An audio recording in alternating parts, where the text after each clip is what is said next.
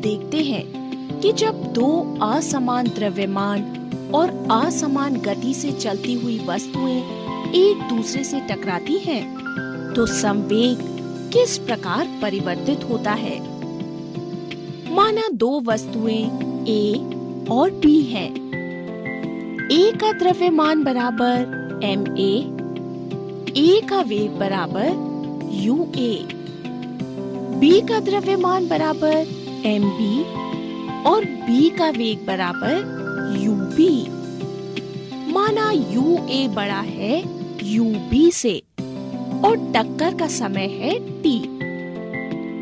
वस्तु A द्वारा वस्तु B पर लगाया गया बल है Fab और इसी प्रकार वस्तु B द्वारा A पर लगाया गया बल है Fba।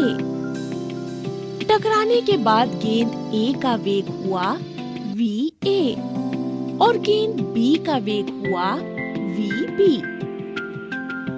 टकराने के पहले गेंद A का संवेग बराबर ma ua। टकराने के बाद गेंद A का संवेग बराबर ma va।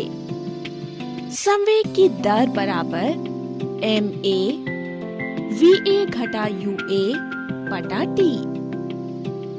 टकराने से पहले गेंद B का संवेग बराबर mb ub। टकराने के बाद गेंद B का संवेग बराबर mb vb। संवेग परिवर्तन की दर बराबर mb vb घटा ub बटा t। गति के नियम के अनुसार Fab बराबर Fba, क्योंकि गेंद A के द्वारा गेंद B पर लगाया गया बल गेंद B के द्वारा गेंद A पर लगाए गए बल के बराबर और विपरीत होगा। Fab बराबर घटा Fba, यानी ma va घटा ua बटा t बराबर घटा mb vb घटा ub बटा t। यानी ma va घटा ma ua बटा t बराबर घटा mb vb घटा mb ub बटा t। ma va जमा mb vb बराबर ma ua जमा mb ub। टकराने से पहले गेंद A और गेंद B का कुल संवेग है ma ua जमा mb ub और टकराने के बाद कुल संवेग ma va जमा mb vb है। यदि गेंदों पर कोई बाहरी बल नहीं कार्य कर रहा हो तो दोनों गेंदों का यानी कुल संवेग संरक्षित रहता है।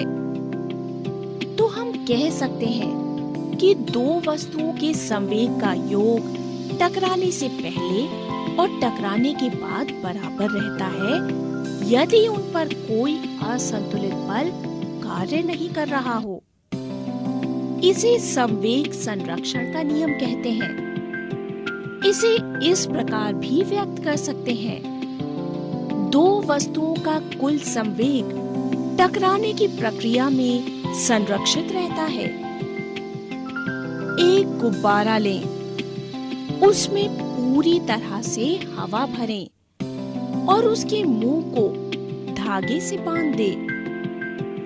इसकी सतह पर किसी चिपकाने वाली टेप की सहायता से एक स्ट्रॉ लगाएं और स्ट्रॉ के बीच से धागे को पार कराकर इसके दोनों सिरों को दीवार से बांध दें। अब गुब्बारे का मुंह खोल दें। आप देखते हैं कि गुब्बारा निकली हुई हवा के विपरीत दिशा में गति करता है। इससे पता चलता है कि क्रिया और प्रतिक्रिया एक दूसरे के विपरीत होती है। अब एक परख नली लें, उसमें कुछ पानी भरें और कॉर्क से बंद कर दें। परख नली को स्टैंड से इस प्रकार लटका दें अब पानी को गर्म करें। कुछ देर बाद जब भाप बनेगी तो कॉर्क बाहर की ओर निकलेगा और परख नली विपरीत दिशा में जाएगी। ये भी गति के तीसरे नियम को प्रदर्शित करता है। अब आप गति के तीनों नियमों को भली प्रकार समझ गए होंगे। अब हम इनसे संबंधित न्यूमेरिकल करेंगे।